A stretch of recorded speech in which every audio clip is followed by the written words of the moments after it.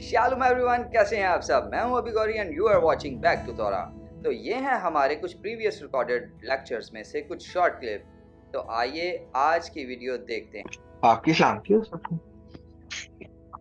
शबाद चलो आपकी भी सलामती हो। पिछले पार्शा में आपको याद होगा कि जितने भी सरदार थे वो अपने अपने गिफ्ट जो है वो लेके आए थे। तो रिवायत की जाती है कि जनाब हारून जो है ना वो भी इस किस्म की परेशानी में मुब्तला हो गए कि खुदावंद ताला ने सारे जो हैं वो जितने भी लीडर्स थे, जो प्रिंस ऑफ ट्राइब्स थे, थैंक यू, उनको मतलब ये ऑनर दिया कि वो जो है ना मकदिस के लिए और कुर्बानोत के लिए वो सारे गिफ्ट्स लेके आए। लेकिन खुदावंद ताला ने जो है ना वो हमें बीच में से स्किप कर दिया। सो उनको भी परेशानी दी है भाई, क्यों ये चीज जो है ना हमें इसका हिस्सा नहीं बनाया गया। सो रिवायत कहती है कि ही वॉज अफ्रेड के मे बी खुदावंद ताला जो है वो गोल्डन काफ के वाकये से शायद नाराज हैं। लेकिन अगर आपने पारशा पढ़ा है तो आपको पता होगा कि पारशा स्टार्ट्स विद कि हाशिम जो हैं उन्होंने रबीनु मोशे को कहा कि हारून से कह कि जो है ना वो मेनोरा को जो है ना उसको जलाने का जो सारा प्रोसेस है वो कैसे करना है। सो मतलब one of the greatest honours जो किसी को दिया जा सकता है, हाशिम ने जो है वो बुजुर्ग हारून को दिया। सो पारशा का जो आगाज है वही इस बात से होता है।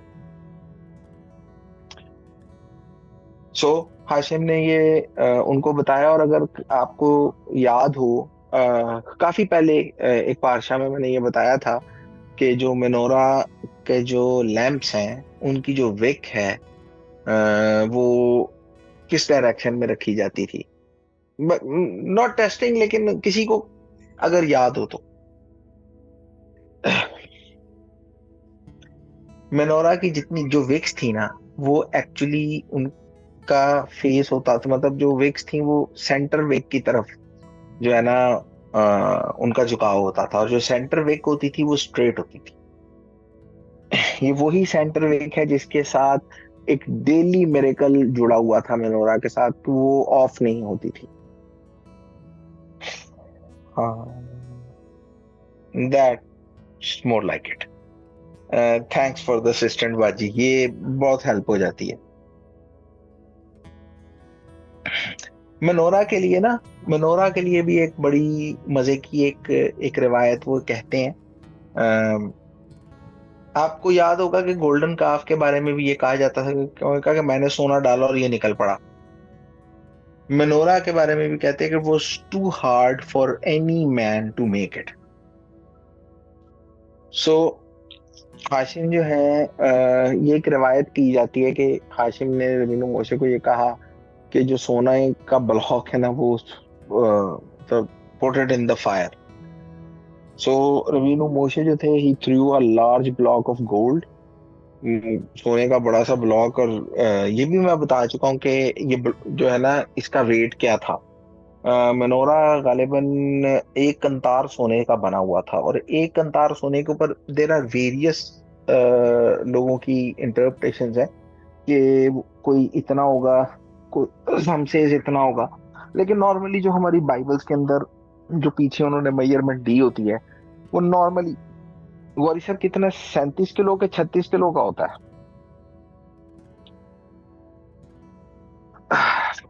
वो ब्लैक बाइबल्स के पीछे जो है ना 38 उन्होंने ये 38, ने कहा 37 to 38। हाँ जी 37 to 38, 37 किलो का। वो मुझे आइडिया था ज़हन में, मैं कहा चलो जरा वेरीफाई हो जाएगा। अब सोचिए, इमेजिन करें 37 किलो सोने का मेनोरा था। अच्छा, और वो ये कहते हैं कि भाई why the lightning of minora जो है वो कुर्बानियां लाने से ज्यादा बड़ा ऑनर था। जो खुदावंद ताला ने जो है ना बुजुर्ग हारून और उनकी नस्ल को दिया। वो कुर्बानियां जो थी दे वर वन टाइम, वो लेके आए, लेकिन मेनोरा वो हमेशा की सर्विस थी, रोज की सर्विस थी, रोज उन्होंने ये करना था। और मतलब it will last for ever. लेकिन बीच में अनफॉर्चुनेटली बिकॉज ऑफ हमारी कम जो अकली थी और हमारे गुनाह जो थे, जिनकी वजह से खुदा उनका मकदस हमारे दरमियान नहीं रहा। इवन देन, अगर किसी को याद है हनुका की स्टोरी, आपको पता है कि पहली सर्विस जब मकदस को उन्होंने पाक किया तो पहली चीज उन्होंने क्या रिस्टोर की थी?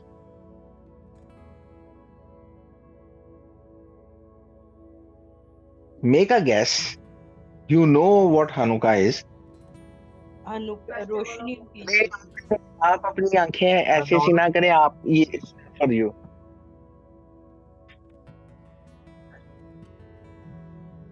आप इससे आउट है। हनुका वाली जो थी menorah, lighting the menorah. Menorah ही रोशन किया था क्योंकि वही मिरेकल था कि वो जलता रहा था। हाँ जी, दिन रात जलता रहा ये और पूरे आसमान तक जलता रहा। जी जलता रहा। सो कहने की बात यह है कि ये वो ऑनर था जो जनाबे हारून और उनके बेटों को जो है ना वो फॉर एवर एंड एवर जो है खुदावंद ताला ने दे दिया, लाइटिंग द मेनोरा। और मेनोरा स्पिरिचुअली वैसे भी the light of Hashim, the light of तोरा को रिप्रेजेंट करता है। सो सुबह शाम उन्होंने ये करना था एंड फॉर एवर करना था। और बज़रत हाशिम जब भी अब खुदावंद का मकदस बनेगा, they will continue to do it. इसके बाद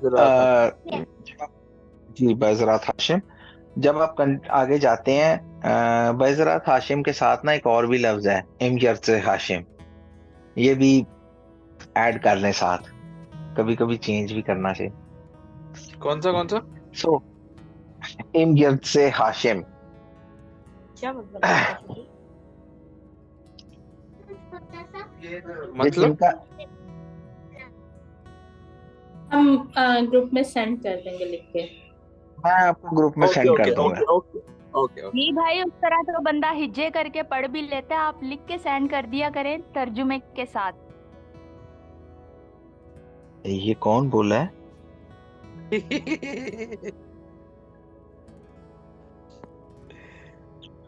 तामिया जी हैं, काफी अरसे के बाद हमें ज्वाइन किया है। सो बरूख हशम उनके आवाज डिफरेंट थी ना आवाज, बाकियों की तो आवाज मुझे पता है, आवाज डिफरेंट आई ना तो मैं को पता नहीं कौन आया। बहरहाल सो इसके बाद जब आप मजीद पारशा में आगे जाते हैं तो you will come to know कि खुदावंद ताला ने स्पेसिफिकली लावियों के लिए एक सेरेमनी रखी।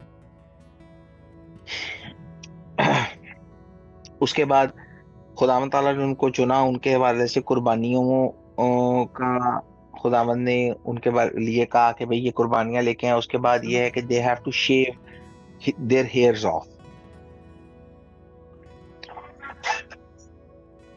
और बुजुर्ग हारून जो हैं उन्होंने लावियों को बनी इसराइल की तरफ से जो है ना उठाने की कुर्बानी के तौर पे जो है खुदा उनके सामने पेश किया, ताकि लावी जो हैं वो इन बनी इसराइल की रेफरेंस में बनी इसराइल की जगह हमेशा के लिए जो है ना वो खैमा इज्तिमा में या मकदिस के अंदर वो खिदमत किया करें।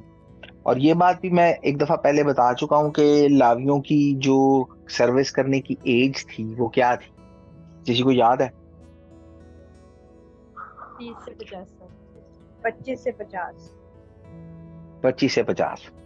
25 साल में एक्चुअली वो ट्रेनिंग स्टार्ट करते थे, वो सर्विस में जाते नहीं थे। सो 25 बरस में जो है ना वो ट्रेनिंग स्टार्ट करते थे। 30 बरस में वो ये नहीं था कि जिसने तबला सीखना हो तो उसको वो कहते थे जा बेटा गिरजे में जाके बजा, प्रैक्टिस भी हो जाएगी और इबादत की इबादत हो जाएगी। वहां ये सीन नहीं था।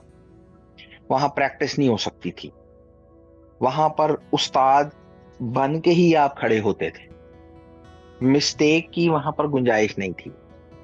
25 साल में वो अपनी ट्रेनिंग स्टार्ट करते थे, 5 साल उनको लगता था जिस भी सर्विस में उनका काम है, और आफ्टर 5 years वो सर्विस के लिए खड़े होते थे। And I was reading somewhere, मुझे I don't remember the book, वो कहते थे कि इवन 5 साल के बाद भी एकदम उनको आगे ले जाके खड़ा नहीं करते थे।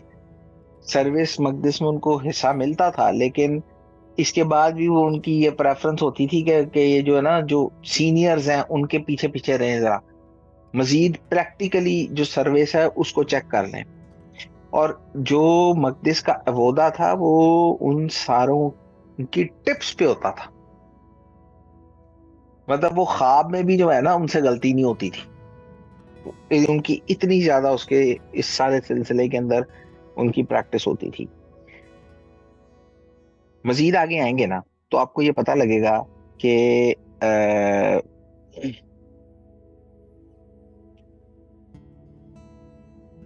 पिसाह के रेफरेंस से रबीनु मोशे ने जो है ना वहां पर ऑर्डर दिया। अब एक प्रॉब्लम हो गई यहाँ। प्रॉब्लम ये थी कि कुछ लोग जो थे उन्होंने इसके ऊपर आके ना रबीनु मोशे के सामने उन्होंने कहा कि भाई जनाब, हम जो है वो किसी लाश की वजह से नापाक हो चुके हैं। अब लाश की वजह से नापाक हो गए, हम जो है वो फसा के अंदर जो है ना हिस्सा नहीं ले सकते, तो हमारा क्या बनेगा। रिवायतन वो ये कहते हैं कि ये वो लोग थे जिनके जिम्मे जो है ना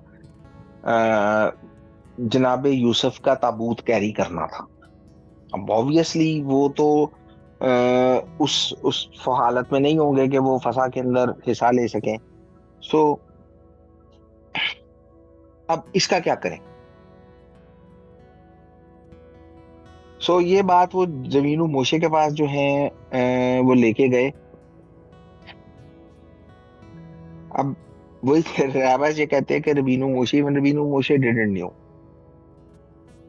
रबीनु मोशे के पास एक हाल था, हमेशा होता है। उन्होंने कहा कि लेट मी आस्क हाशिम, जो वो कहेंगे, जैसा वो हुक्म करेंगे हम वैसा कर लेंगे।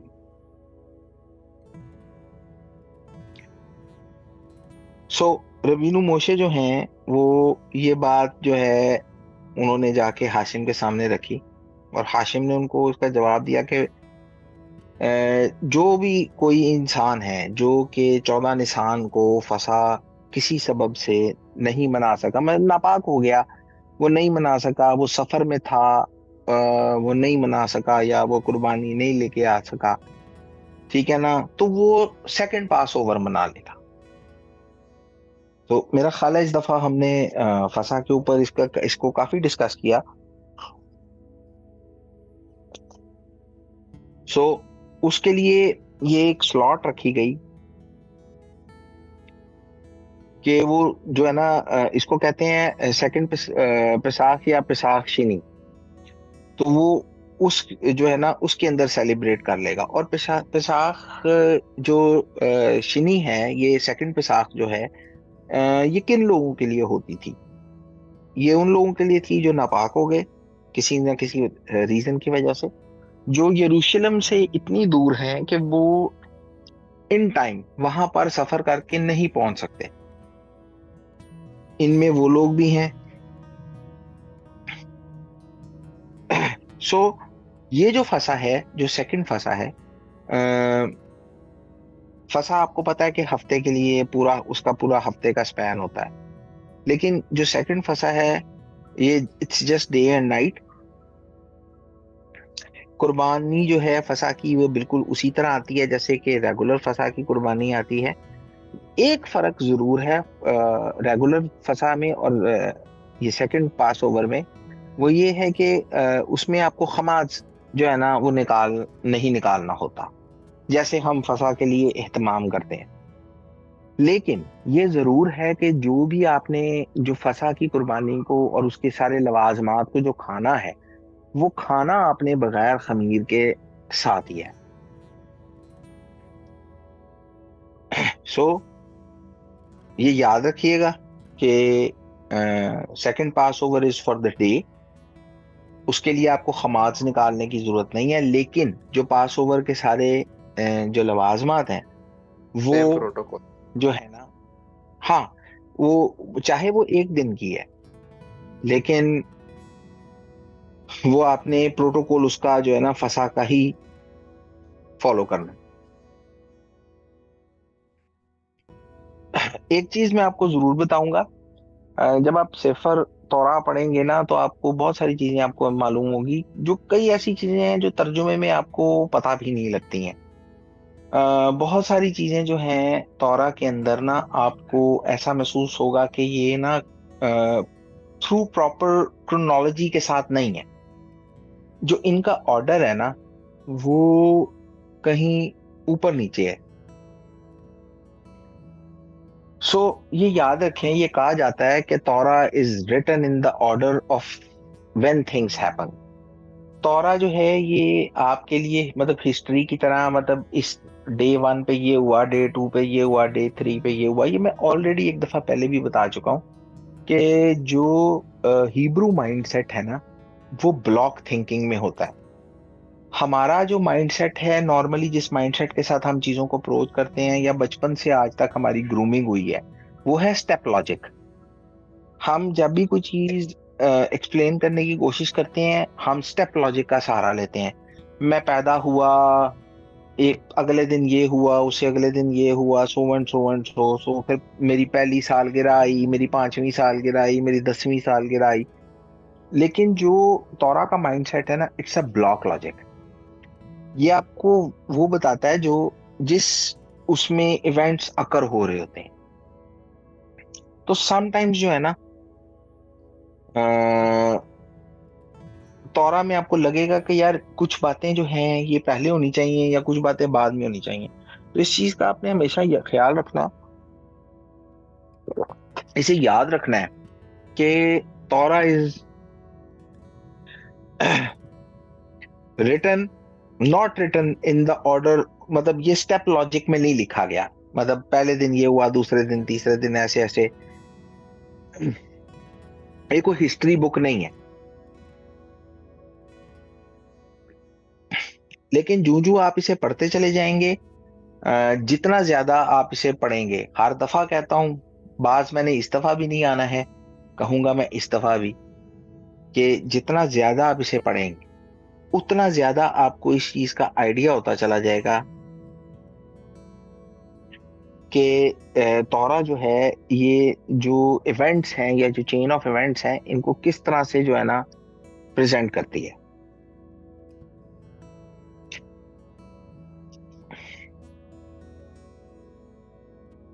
अच्छा, एक सवाल मुझे ना मुझे याद आ गया, let me discuss it over here. I don't remember ये किया किसने था, लेकिन ये मुझे किसी ने किया जरूर था कि बियाबान के अंदर जो था उन फसा का क्या सूरत हाल थी। ये याद रखिएगा कि बियाबान में खुदावंद ने जो एक नस्ल थी उसका खतना ही नहीं हुआ था, और फसा की एक रिक्वायरमेंट थी कि आपको मख्तून होना जरूरी है। सो वो नस्ल जो थी वो जब तक रेज इसराइल में नहीं गई जो है ना वो कुर्बान पे साख लेके नहीं आई। और आपको ये पता, अगर आपने ये इस चीज को पढ़ा है तो आपको ये पता होगा कि बुजुर्ग यशवा जो हैं जो पहली चीज उन्होंने रेज इसराइल के अंदर, प्रॉमिस्ड लैंड के अंदर आते की थी, वो ये था कि उन्होंने उनको, हाँ, उन्होंने जो पहला काम उन्होंने इसराइल की धरती पे किया था जाके, वो ये था। अच्छा, उसके बाद राबाज ये भी कहते हैं कि जब उन्होंने जो लोग जो यूसुफ का ताबूत लेकर जा रहे थे, उन्होंने जब ये सवाल किया था कि भाई हम क्यों इनके से पीछे रह जाएं, तो वो ये कहते हैं कि भाई रवीनु मोशे ने उनको देर एंड आंसर क्यों नहीं किया, क्योंकि ये माना जाता है कि ये जो स्पेशल प्रोविजन है ना पेसाख की, ये हाशिम ने उनको बाद में दी, उनकी जील इतनी ज्यादा थी, उनका शौक फसा का लिए इतना ज्यादा था कि हाशिम ने उनके लिए ये प्रोविजन दी कि अगर तुम ये पहली किसी अनफॉर्चुनेट रीजन की वजह से मिस हो जाती है तो तुम जो है ना वो दूसरी में शामिल हो सको। एक और चीज मैं फसा के बारे में बताऊंगा, मे बी आप में से कुछ लोगों के लिए वो काफी स्ट्रेंज हो, लेकिन तसल्ली से मेरी बात सुनिएगा। हमें ये सबको पता है कि अगर कोई नापाकी की हालत में हो तो वो कुर्बानी नहीं ला सकता, ये हमें पता है। जी भाई। हाँ, ये हमें पता है। जी लेकिन ये मैं आपको बताना चाहूंगा कि ऐसी सूरत भी हो सकती है कि जब उम्मत ना पाक हो लेकिन फसा की कुर्बानी लाई जाएगी।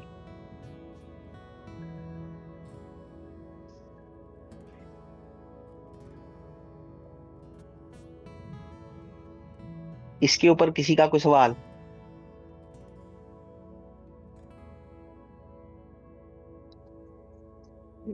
नहीं तो जी फिर सवाल है ठीक है।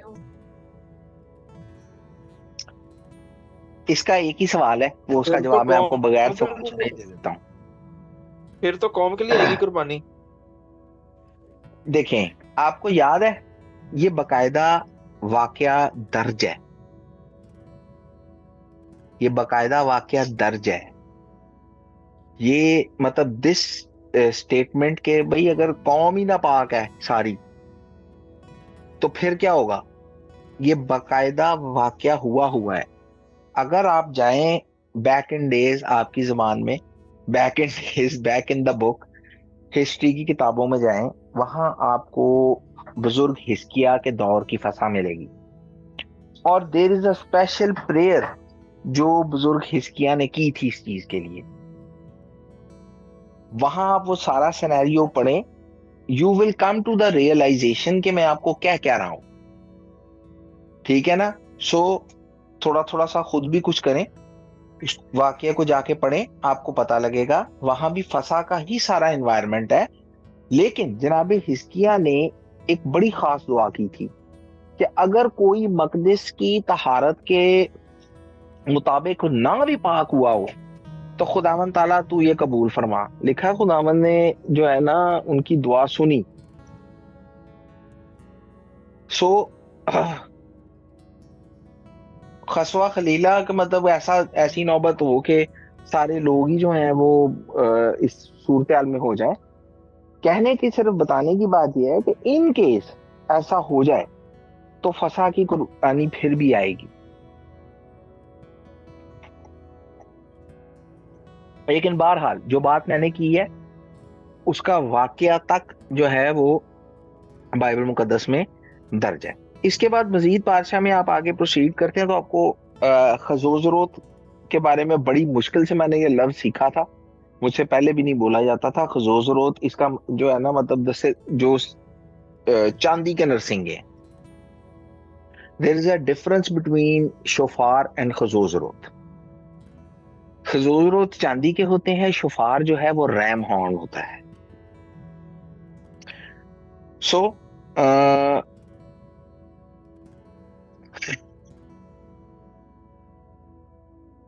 मजे की बात आपको बताता हूं, अगर पारशा में वहां आपको आयत पढ़ेंगे तो आपको वहां पे मिलेगा कि खुदावंद ने मूसा को कहा कि अपने लिए चांदी के 2 नरसिंगे बनवा। अब ये जो चांदी के नरसिंगे जो थे ये बुनियादी तौर पे इनके बड़े बड़े स्पेशल पर्पसेस थे, स्पेसिफिक स्पेशल पर्पसेस थे, बजाते काहिन ही थे, दैट वी नो। ठीक है ना? और लेकिन अगर आप इनकी डिटेल पढ़ेंगे तो आपको पता लगेगा टेक्निकली रबीनु मोशे इनको यूज किया करते थे एज अ सिग्नल। जो भी उन्होंने मतलब अगर लीडर्स को बुलाना है या लोगों को बुलाना है, कूच करना है, पैकअप करना है, तो उसके लिए जो है ये जंग पे जाना है तो ये खजूजरो जो थे, ये जो चांदी के जो नरसिंगे थे, ये बजा करते थे। कैसे कैसे बजा करते थे, किस ऑर्डर में बजा करते थे, ये पारशा के अंदर बड़ी डिटेल से दर्ज है। और मैं ये तवक्को करूंगा कि अगर आपने इनके बारे में जानना है तो ये आप वहां पढ़ सकते हैं। मेरा नहीं ख्याल कि हमें इसके ऊपर जो है ना ज्यादा डिटेल में बात करने की जरूरत है, क्योंकि ये ऑलरेडी डिटेल में वहां पर लिख दिया गया हुआ है।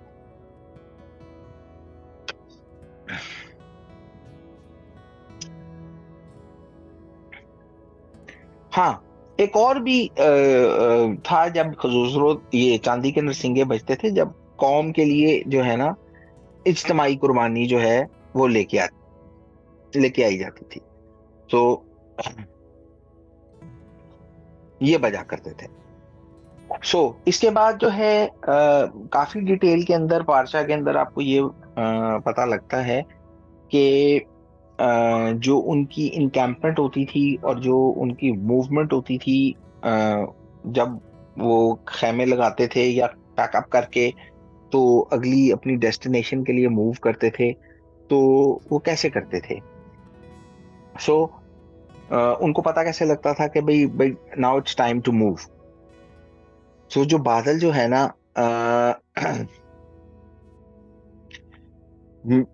उसकी मूवमेंट से उनको इसका आइडिया होता था कि भाई नाउ इट्स टाइम जो है ना, इट्स टाइम टू मूव। और रिवायत ये थी कि भाई हाशिम जो है, वो जो बादल था वो मूव होके जो है ना वो यहूदा के कबीले के ऊपर आ जाता था, क्योंकि जो यहूदा का कबीला था वो सबसे पहले कूच करता था, वो सब मतलब आगे लीड करते थे। तो वो जो है ना बादल जो है वो यहूदा के कबीले पे आ जाता था, तो बाकी सारे जो अवाम थी उनको आइडिया हो जाता था कि भाई now it's time to pack up.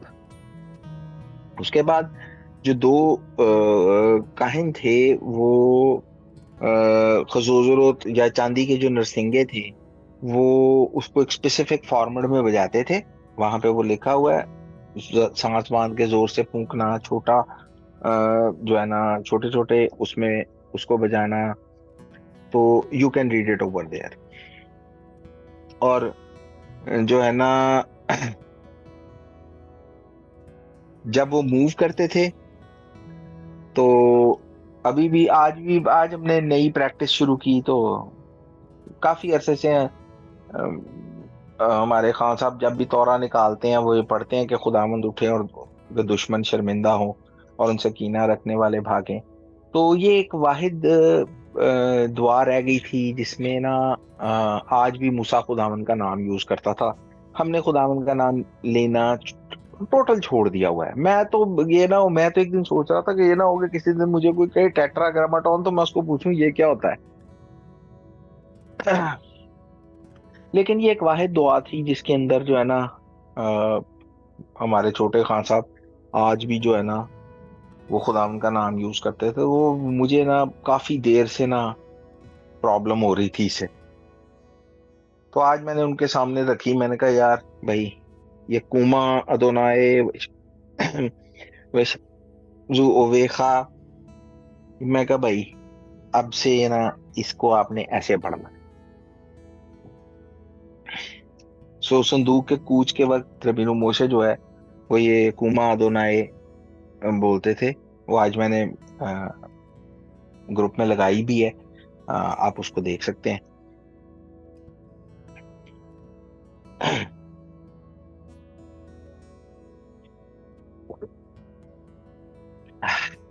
अच्छा, इसके बाद जैसा कि मैंने बताया कि यहूदा का कबीला जो है वो उनके आगे चलता था, और यहूदा के कबीले के साथ हम इससे पहले जो उनकी इनकैंपमेंट का जो फॉर्मेट है वो ऑलरेडी देख चुके हैं। लेकिन यहूदा के कबीले के साथ जो इसाखर और ज़बूलून का कबीला है वो उसके साथ मूव करता था। इसके बाद जो बुजुर्ग हारून और उनके बेटे हैं वो मस्कन के अंदर जाके जो है ना वो संदूक को कवर किया करते थे। और जो उनके जिम्मे जो सारे आइटम्स थे उनको वो प्रॉपर पैकअप करके कवर करके, जिसमें शुल्खान है, मनोरा है और मजबा है। उसके बाद जो हमारे जो जरसूनियों का कबीला, मरारी का जो कबीला है, वो सारा जो मिशकान कॉम्प्लेक्स है उसको जो है ना डिसअसेंबल करके, उसकी सारा चीजें करके तो उसको मूव करते थे।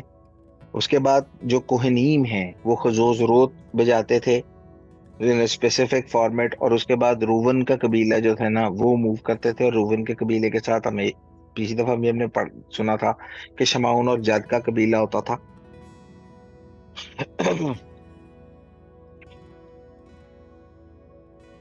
और फिर जो कहाती थे वो जो मकदस का सामान लेके मूव करते थे। इनके पीछे जो हैं रवीनो मोशे, जनाब बुजुर्ग हारून और उनके जो सारी फैमिली है वो हुआ करती थी। फिर खजूजरोत बचता था, और जो इफ्राइम का कबीला है जिनके जिनके साथ मनस्से और बिन्यामीन होते हैं वो मूव करते थे। और फिर खजूजरोत बचता था, और जो दान का कबीला है और उसके साथ जनाब आशिर और नफ्ताली का कबीला वो मूव करता था। और अगर किसी को लेट हो जाता था, किसी से इतनी जल्दी पैकअप नहीं हो पाया, दैट वी कैन अंडरस्टैंड, नहीं भी तैयारी हो सकती। उनके साथ भी खवातीन होती थी, को हमारे साथ ही खवातीन थोड़ी हैं, नहीं जल्दी तैयार हुआ जाता। तो फिर वो जो है ना पीछे जो सबसे लास्ट में जो ट्राइब जा रहा होता था वो उसके साथ शामिल हो जाते थे। भाई मुझे घूरियां पड़ रही हैं भाई।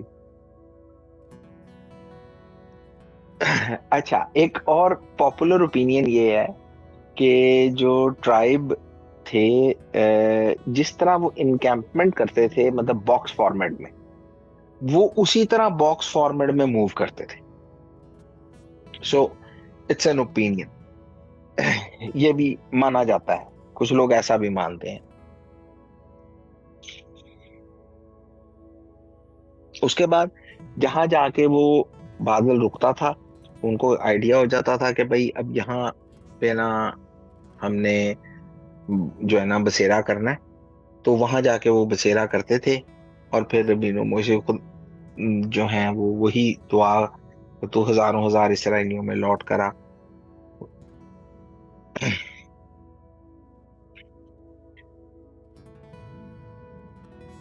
अच्छा, एक और जरूरी चीज ये है कि जो बादल था वो जब साया करता था तो जो जरसूनी और जो मरारी थे उनको ये उनके लिए सिग्नल होता था, क्योंकि उन्होंने मिशकान का जो कॉम्प्लेक्स था उसको असेंबल करना होता था ताकि वो सारी चीजें दोबारा जो है ना वो अपनी अपनी जगह पे जा सकें।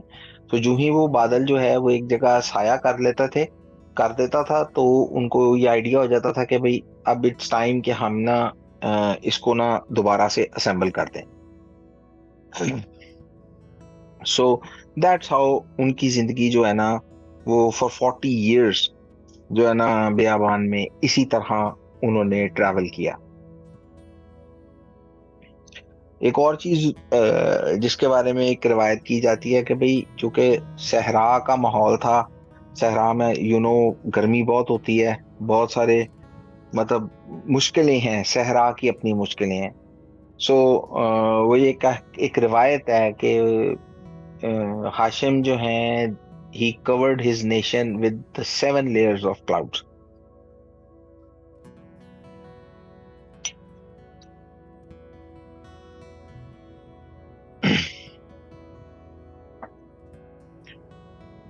अच्छा, सो बियाबान में आ गए, मूवमेंट का हमें आइडिया हो गया। अब इन सारी बातों के बाद एक और मुश्किल जो कि हमेशा से होती है, ये हर फैमिली में होती है, हर जगह पे होती है, आप इसको स्टेट लेवल तक भी देख लेंगे तो आपको ये मिलेगी, और ये है हमारे दरमियान हमारे कंप्लेनर्स, जिनको हर चीज के साथ कंप्लेन करने की आदत होती है। आप उनके लिए बुरा हो जाए तो उनकी कंप्लेन होती है, उनके लिए अच्छा हो जाए तो उनकी कंप्लेन होती है। अब सूरत हाल ये बन गई, कुछ लोग जो थे देवर टायर्ड ऑफ ट्रैवलिंग, उनको ट्रैवलिंग से मसला हो गया। अब भाई बियाबान में है, खतरा है, हम आउट ऑफ द सिविलाइजेशन दुनिया से ही बाहर निकल गए हैं, अब हम क्या करेंगे, अब यहाँ पे खाना पीने कैसे चलेगा।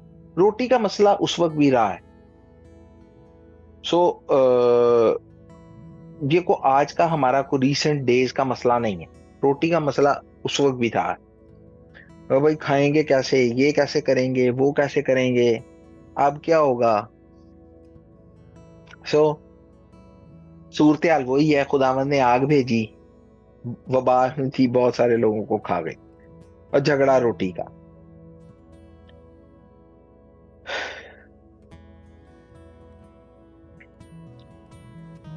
इसके बाद ये तो हो गया, फिर एक और कंप्लेन आ गई, अब हमारा गोश्त खाने को दिल करता है। हमें वो मछली याद आती है जो हमें मिस्र में मिलती थी, वो खीरे, वो गंदने, प्याज, सारी चीजें जो हम मिस्र में खाते थे, यहाँ हमें कुछ भी खाने को मिलता नहीं है, ये मन मिलता है हमें। यहाँ भी उनकी कंप्लेन जो है ना स्टार्ट होगी। अब now they miss Egypt. Normally ना हमारे यहाँ एक बड़ा अजीब सा रवैया है, हमारी ख्वाहिश हमारे अंदर एक वो एक चीज होती है, हमें कहते नहीं नहीं, जो जैसे खुदावंद की मर्जी। आप पाकिस्तान के अंदर, तो मैं पाकिस्तान में हूँ इसलिए मैं पाकिस्तान की बात करूंगा, आई डोंट नो कि बाकी जगह पे क्या हो रहा है, वो आप बेहतर बता सकते हैं। पाकिस्तान में आप किसी साई को पूछ लें, खुदावंद की मर्जी, खुदावंद की मर्जी, खुदावंद की मर्जी। पर मैं आपको ये बता रहा हूं कि खुदावंद की मर्जी पे चलना इतना आसान नहीं है।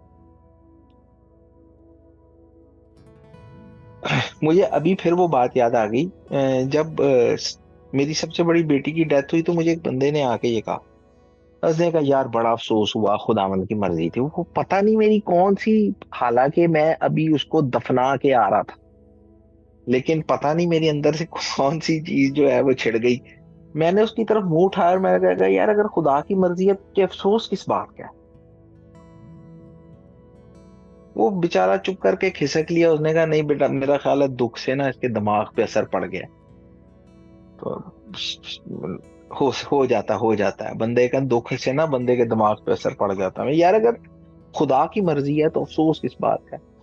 तो प्रॉब्लम ये है कि हम सिर्फ थ्योरेटिकली या वर्बली ये कहते हैं कि हम यार खुदा की मर्जी, हमें खुदा की मर्जी पे चलना पड़े ना तो हमारा भी यही हाल होगा।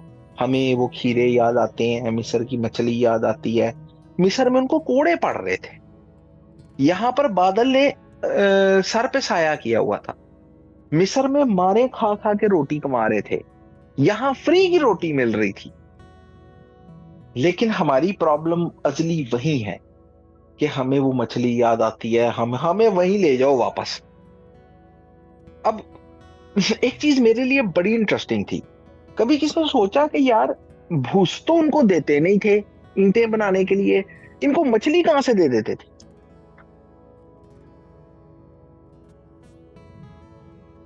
वेरी वेरी इंटरेस्टिंग आइडिया है। क्या कि जब नील चढ़ता था ना, तो जब उतरता था तो मछलियां किनारे पे पड़ी होती थी, ये वहां से चुन चुन के मछलियां लाते थे। अब इमेजिन करें, इनको किसने भूस तो दे ही नहीं रहे थे वो इनको कि वो ईंटें बना ले, मछली किसने देनी थी भाई, वो भी मुफ्त। लेकिन हमें खुदा की मर्जी के साथ बियाबान में बादल फ्री की रोटी नहीं चाहिए,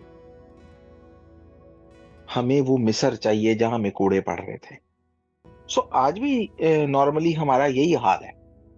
हम जो है ना हमेशा नहा धोकर दोबारा जो है ना कीचड़ में उतरने की कोशिश करते हैं। अगर खुदावन किसी को ऐसा मौका देते हैं कि उसकी जिंदगी को आजाद कर दे, वो आजाद रहने की बजाय वो दोबारा दुनिया में घुसने की कोशिश करता है। लेकिन वर्बली हम ये सब कहते जरूर है, खुदा की मर्जी पे चलेंगे। भाई जी खुदा की मर्जी ऐसे ही है। खुदा की मर्जी पर चलने के लिए बहुत हौसला चाहिए आपको। खुदा की मर्जी पर चलना इतना आसान नहीं होता। मैंने हमेशा से ये बात कही है कि हम में और उनमें कोई इतना फर्क नहीं है। अगर किसी को वो बंदा को अपने अंदर ये फख्र महसूस करे ना, भाई वो बनी इसराइल ने जो है ना वो ये कहा कि जी ये कहा, हम भी उनकी जगह होते तो शायद हम इससे भी कोई बुरा रवैया अख्तियार करते।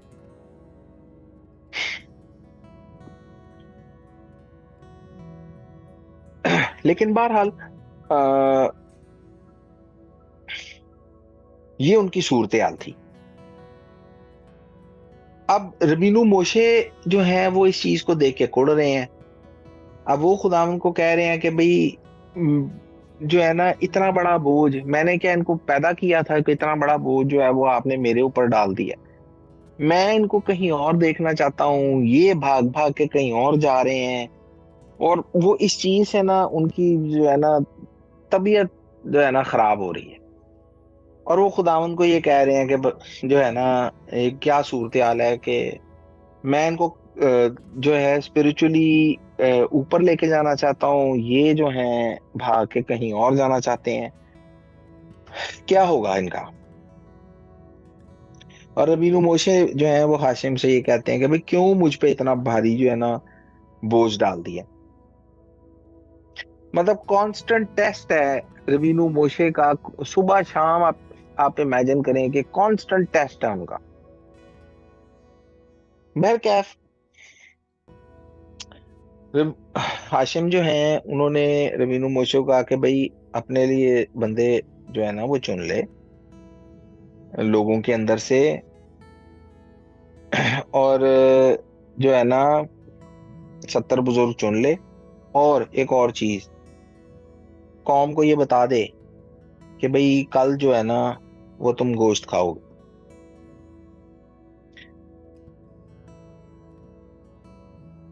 रबीनु मोशे जो हैं वो इस चीज से परेशान हुए, भाई इतने लोगों के लिए गोश्त जो है, मतलब 6 लाख तो इसमें मर्द हैं, तो ये होगा क्या।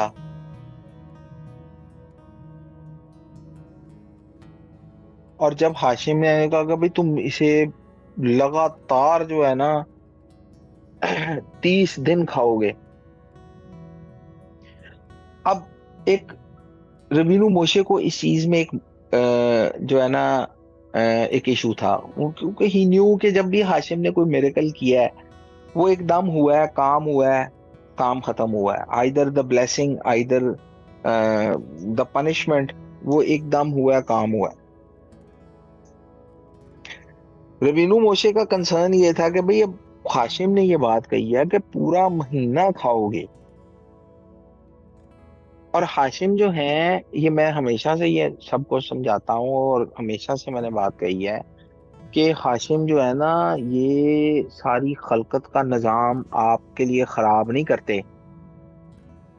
हमारे यहाँ जनाब हमने इबादत रखी थी, बारिश हो गई, दुआ की बारिश रुक गई।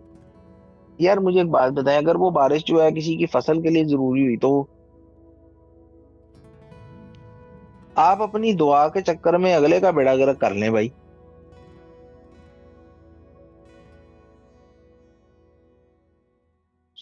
हाशिम जो है ना सृष्टि का निजाम खराब नहीं करते। ये रबीनु मोशे को पता है कि इस जहान का निजाम हाशिम खराब नहीं करते। तो क्या मतलब है लगातार इस तरह इतने दिन कैसे होगा।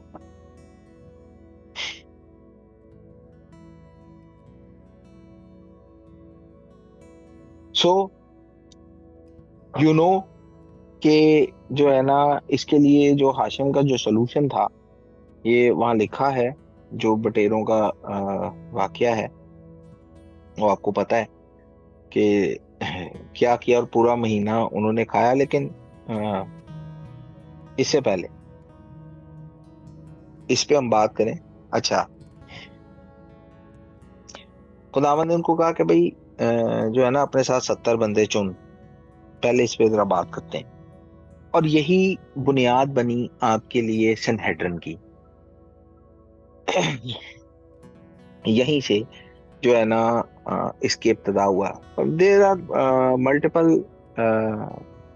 रीजंस के वो ये कहते हैं कि भाई 70 बंदे क्यों चुने गए। एक तो वो मोस्ट फेमस के भाई वो 70 बंदे जो थे वो जो है मिस्र आए थे, जिससे पूरी कौम डेवलप हो गई। और उसके बाद जो है देर आर 70 नेशंस जो है। लेकिन आप यकीन करें जो मेरा फेवरेट है ना वो ये है कि अदालत में 70 बंदे इसलिए थे कि there can be 70 ways to analyse a case. मतलब दिस इज माय फेवरेट कि किसी भी केस को जो आपके सामने प्रेजेंट होगा 70 एंगल से आप चेक करेंगे और फिर उसको वेरीफाई करेंगे। That is the level of justice और जो तौरा आपको प्रेजेंट करती है। इस लेवल के ऊपर अगले के साथ आपने इंसाफ करना है कि एक केस को भी आपने ऑब्वियसली जब 70 लोग होंगे तो उनके 70 व्यू पॉइंट्स होंगे, व्यू पर्सपेक्टिव्स होंगे। तो आपने 70 तरीके से उस केस को एनालाइज करके तो फिर आपने जजमेंट पास करनी है इसके ऊपर।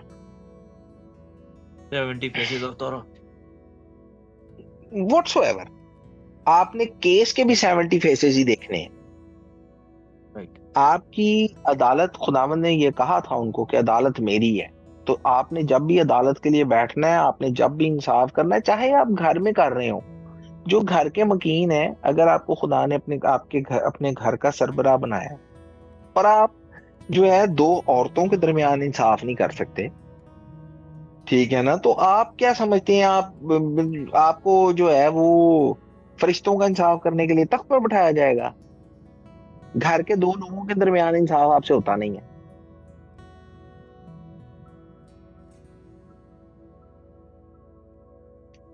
बहरहाल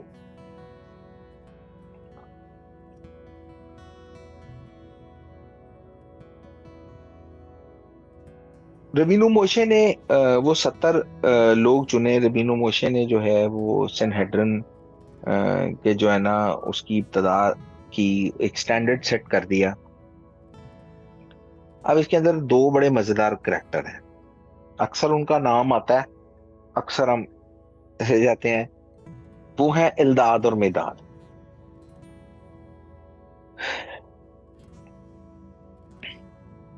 सूरत हाल ये थी, जब रबीनु मोशे ने बुलाए, ये दोनों बंदे नहीं आए। तो ये कहते यार एक मिनट, इनके बारे में रवायत ये की जाती है कि आउट ऑफ द ह्यूमिलिटी, उन्होंने कहा भाई हम नहीं है इस लायक कि हम जाएं, ये पीछे ही रह गए। ये वही हैं जिनके बारे में है कि वो जो है वो अपने खैमों में ही नबूवत कर रहे हैं। और जो रिवायत इनके लिए की जाती है वो बड़ी इंटरेस्टिंग है। नबूवत तो कर रहे हैं, रिवायत बताती है नबूवत कर क्या रहे थे। मेरे लिए भी बड़ी इंटरेस्टिंग जो है ना ये फैक्ट था, मतलब एक रिवायत थी, सॉरी फैक्ट, ये रिवायत थी कि कहते हैं कि भाई वो प्रोफेसर कर रहे थे कि भाई ये 40 साल जो है ना ये बियाबान में जो है ना ये फिरेंगे। और ये तो उस वक्त किसी के ज़हन में भी नहीं है 40 साल हम बियाबान में फिरेंगे, क्या मतलब है। फॉर इंस्टेंस आपके सामने कोई ऐसा प्रोफेसर कर दे भाई तुम 40 साल जो है ना वो रेगिस्तान के अंदर, बियाबान के अंदर जो है ना तुम्हारा फेरा तोरा लिखा है, अपनी तरफ से आप ये माइंड बना के निकले हैं कि अभी के अभी हम जा रहे हैं जो है ना प्रॉमिस लैंड में। और फिर प्रोफेसर कह रहे थे कि रबीनु मोशे विल डाई, और जो यहोशुआ है ना इसके पास आएगी कमांड और ये बनी इसराइल को लेके जाएगा। और जब वो ये नबूवत कर रहे थे तो जो जमीनू मोशे का बेटा है ना, जरसूम, वो भागा भागा गया उनके पास। क्या क्या उन्हें जाके जनाब होशवा को कहा, उन्होंने कहा कि यार ये देखें कैसी नबूवतें कर रहे हैं, अब्बा मर जाएगा, ये 40 साल बियाबान में फिरेंगे, अब्बा मर जाएगा। इस किस्म की नबूवतें भी सुनने की हमें आदत नहीं है। हमें नबूवतें भी अच्छी अच्छी वाली सुनने की आदत है। जाओ तुम जंग में कामयाब हो गए, लोहे के सींगों से तुम उन अपने दुश्मनों को रगेदोगे। वो ना, वो इस किस्म की नबूवतें चाहते हैं हम भी। खुदावंद मुझे बता रहे हैं कि मुस्तकबिल में आपके पास बहुत पैसा आने वाला है। पर वो जो तुम मसला ये था पाकिस्तान में कि पास हो जाओगे। तब मसला ये था, इल्दाद और मिदाद जो नबूवतें कर रहे थे, वो तो वही कि भाई 40 साल बियाबान में फिरेंगे, रवीनू मोशे जो हैं वो मर जाएंगे। वो इस किस्म में उन्होंने जाके उन्होंने कहा, जनाब यहोशुआ ने कहा वो इनको तो बंद कराएं। ये वो रीजन थी जब जनाब यहोशुआ ने उनको कहा, क्या मेरे मालिक, इनको तो चुप करा। लेकिन रवीनू मोशे ने कहा क्या ये मेरी खातिर रश खाता है? मैं तो चाहता हूं कि खुदावंद का हर बंदा ही नबी हो। There is a reason he is Rabbeinu Moshe, क्योंकि वो हमारी तरह से सोचते भी नहीं थे।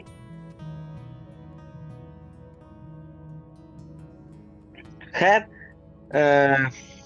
इसके बाद दो वो कुएं थे, अख्तर बुजुर्गों वाले और वो परिंदों वाला। बारी ताला ने बटेरों वाला वो कुआ नॉर्मली अक्सर हम में से सुना होता है। उन्होंने जो है वो बटेरे भेजे। और इम्पोर्टेंट बात यह है कि जो सबसे सुस्त था ना, जिसने बटेर इकट्ठे नहीं किए, उसके पास भी वावा सामान आ गया। जो मतलब जो मेरे को यार तू भी उठ के कुछ जमा कर ले, उसके पास भी जो है ना खाने को बहुत सामान था। पर प्रॉब्लम ये है कि अभी सर आप कह रहे हो कि जब हमने पूछा तो कहते हाँ डैडी था सब, मैंने तो ध्यान दिया नहीं। ये क्या हुआ?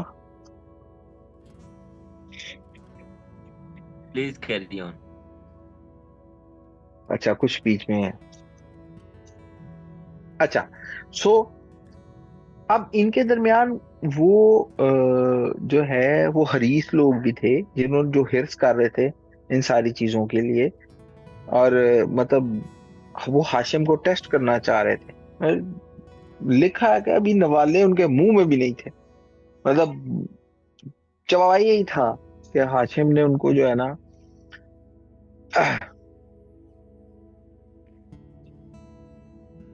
वबा से मारा। किसी रीजन से हमारे सामने खाना आता है तो हम हाशिम का शुक्र अदा करते हैं। और ये क्यों जरूरी है? खाना जो आपके सामने आता है वो आप ही के लिए होता है, लेकिन वो कहां से आ रहा होता है उसके लिए आपको हाशिम का, उनकी तरफ से आपको मिल रहा होता है, उसके लिए उनका शुक्र अदा करना बहुत जरूरी है। तो ये बात हमेशा याद रखें कि जो है ना, जब भी कोई चीज आपके सामने आती है तो गिव इट अ सेकेंड, खुदावंद का शुक्र अदा करें और फिर उसे खाना शुरू करें। और इस वाक्य को हमेशा से हमेशा याद रखें। फाइनली पारशा के अंदर आपको बड़ा एक क्लासिकल वकूआ मिलता है कि जब बुजुर्ग हारून और बीबी मरियम जो हैं वो रवीनू मोशे की वो शादी के रेफरेंस में जो है उनके अगेंस्ट हो गए। और अक्सर ने हम में से ये वाकया जो है वो सुना होगा। और इसके ऊपर भी ना एक रिवायत की जाती है, क्योंकि आपको पता है कि रवीनू मोशे जो हैं, जब वो मतलब वो अपनी प्रोफेटिक फॉर्मेट में आए हैं, बीइंग अ प्रॉफिट, वो रहते ही अलग थे। ये बाकायदा मेंशन है कि उनकी जो बेगम थी वो भेज दी गई थी घर। वो रबीनु मोशे यूज्ड टू लिव अलोन। अब मुश्किल ये थी कि जो बाकी लोग थे जिनको ये गिफ्ट मिला, जिनमें बुजुर्ग हारून थे, उनमें से कोई भी अपनी अपनी फैमिलियों से अलहदा नहीं था। ये सिर्फ रबीनु मोशे थे जो इस फॉर्मेट में थे। तो एक रिवायत ये की जाती है कि जब बीबी सफूरा ने ये सुना ना कि इल्दाद और मिदाद को भी नबूवत की जो है ना रूह मिल गई है, तो उन्होंने कमेंट ये किया था कि भाई अब इनकी बीवियां भी जो है ना अलहदा अकेली रहेंगी क्योंकि ये भी नबी हो गए हैं। इस बात को लेके जो है ना उनमें डिस्प्यूट हो गया था। बीबी मरियम इस बात को लेकर उनसे जो है ना आर्गुमेंट था, ये लड़ाई हो गई है व्हाट्सएवर।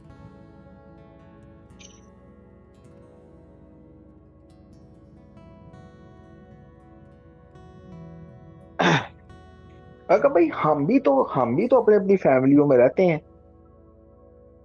तो क्यों नहीं रहता? तो वो क्यों नहीं रहते, इसकी फीलिंग लेने के लिए आपको उस एक रैलम के अंदर आपको उस चीज को एंजॉय करना पड़ता है। जिस बंदे ने कभी उस रैलम को देखा भी नहीं ना है या महसूस भी नहीं किया, वो बंदा कभी ये सोच भी नहीं सकता है ना वो इस चीज को मतलब इसकी फीलिंग ले सकता है कि रबीनु मोशे जिस आलम में पहुंच गए हुए थे ना, वहां पर मैं आपको लिटरली ये बात बता रहा हूं, लोग बेमानी हो जाते हैं ना, किसी चीज का बंदे को जो है ना वो एहसास नहीं रहता। वो रैलम ही वेरी डिफरेंट है और ये एक्सप्लेन भी नहीं किया जा सकता। लेकिन बहरहाल ये एक रिवायत की जाती है कि इसकी वजह से, और देखे कि खुदा का जलाल आया और रबीनु मोशे को तो जो है ना वकालत की भी जरूरत नहीं है, खुदा ताला ने उनकी वकालत खुद की है। और मैं आपको एक और चीज बताऊं, वहां पर आपको पारशा के अंदर इस सेगमेंट के अंदर बहुत सारी चीजें मिलेंगी, जिसमें से एक बड़ी क्लासिकल है कि भाई तुम्हें खौफ, मेरे बंदे के अगेंस्ट तुम्हें बात करते खौफ भी ना आया। फिर खुदावन ताला ने कुछ बातें की हैं। उन्होंने कहा कि भाई कोई नबी हो ना तो मैं को ख्वाब रुयाओं में मुहिमों में उससे बात करूंगा। मेरा बंदा मूसा ऐसा नहीं, मुझसे सरीहन गुफ्तगू करते हैं जैसे दोस्त आमने सामने बात करते हैं। इसके बावजूद भी तुम्हें डर नहीं लगा। एक दो बातें हमारे सीखने के लिए बड़ी जरूरी हैं यहाँ। खुदावन ताला ने ना लोगों के सामने रबीनु मोशे को एक्नॉलेज किया, ये बताया कि रूए जमीन पर सबसे ज्यादा मेरा बंदा मूसा सबसे ज्यादा हलीम है, मेरा बंदा मूसा अमानतदार है, मेरा उसके साथ रिलेशन क्या है। और मैं आपको एक चीज बताता हूं, हम अपने रिश्तों को कभी पब्लिकली एक्नॉलेज ही नहीं करते।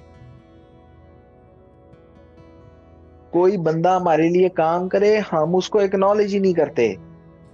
हमारी मोहब्बत छुपी हुई है। तो मैं आपको ये बता देता हूं कि छुपी मोहब्बत से खुली मलामत बेहतर है। इससे बेहतर है आप किसी की सरेआम बेइज्जती कर दें।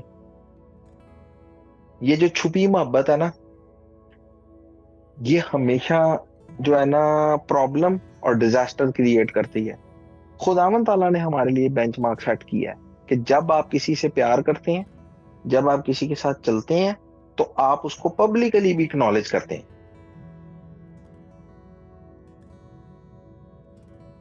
जैसे कि खुदावन ताला ने इस सारे सिनेरियो के अंदर दोनों बहन भाइयों के सामने जो है ना रबीनु मोशे को जो है ना एक्नॉलेज किया। बाकी वाकई आपको पता है, जो ही बुजुर्ग हारून ने ये चीज देखी, वो जो है ना फौरन भागे। उन्होंने कहा कि मेरे मालिक, इसको जो है ना इसको तो शिफा दे दे, please heal her.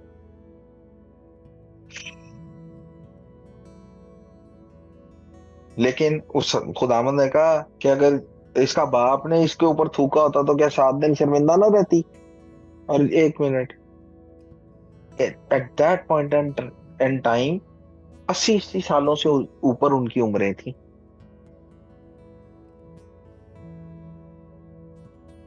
Even then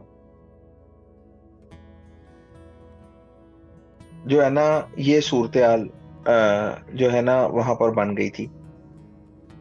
जो जब तक बीबी मरियम जो है वो इस कैफियत में रही हैं, ये जरूर था कि जो कैंप था वो वहां से मूव नहीं किया। 7 दिन उनका ये मुश्किल रही उनके साथ, और 7 दिन जो है ना उन्होंने इस चीज का इंतजार किया कि भाई जब तक आप ठीक नहीं हो जाते हम यही हैं। और मैं आपको एक मजे की बात बताता हूं, ये इटसेल्फ अपनी जात में एक ऑनर है। पिछले दिनों मूसा की थोड़ी तबीयत खराब थी तो हम हॉस्पिटल गए,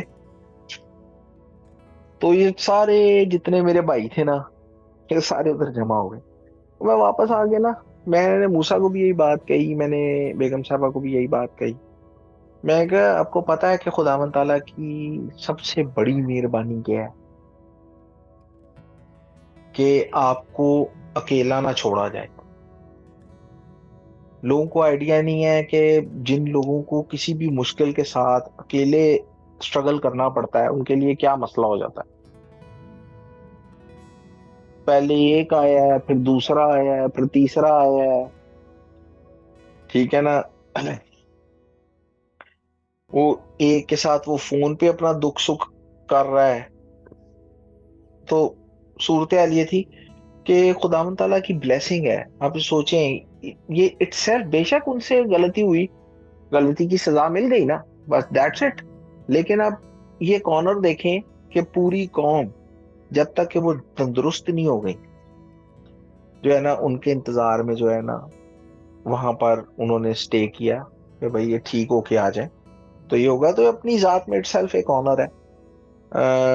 और सीखने की भी हमारी बात यही है कि खामखा जो है ना वो किसी के ऊपर चढ़ नहीं दौड़ना। आपको सबसे पहले सिचुएशन को एनालाइज करना होता है और फिर आपने अपने आर्ग्यूमेंट्स रखने होते हैं, ठीक है ना। आप जाके किसी को एकदम इंसल्ट नहीं कर सकते अनटिल और अनलेस के देयर आर सिचुएशंस जब ये भी जरूरी होता है। लेकिन बहरहाल ये हमारी बात नहीं हो रही है, रमीनू मोशे की बात हो रही है। तो आप इस तरह से एकदम उनको जो है ना उनको पब्लिकली इस तरह क्रिटिसाइज नहीं कर सकते, क्योंकि उन्होंने उनको ऐसा किया। इसीलिए बारी ताला ने, हाशिम ने पब्लिकली आके एक चीज को एक्नॉलेज किया, ये जरूरी था। और आप भी इस चीज से हमारे लिए लेसन है कि जो लोग आपसे मोहब्बत करते हैं, जो लोग आपसे प्यार करते हैं, उनको पब्लिकली एक्नॉलेज करें। प्यार आपसे कोई और करता है, जान आपके लिए कोई और मारता है, ठीक है ना। लेकिन आप एक्नॉलेज किसी गलत बंदे को कर रहे हो तो इससे भी बड़ी जो है ना कबाहत कोई नहीं है। बारी ताला जो है वो हम सबको इन चीजों से सीखने का फजल अता फरमाए और हम सब के ऊपर दस्ते शफकत रखें, ताकि हमसे जो है ना, बेशक हमसे गलतियां हो जाती हैं, वी आर ह्यूमंस, लेकिन कुछ ऐसा ना हो कि जो हमारी जिंदगी में जो है ना वो डिजास्टर क्रिएट कर दे। बारी ताला आप सबको महफूज रखें, दस्ते शफकत रखें। चलो।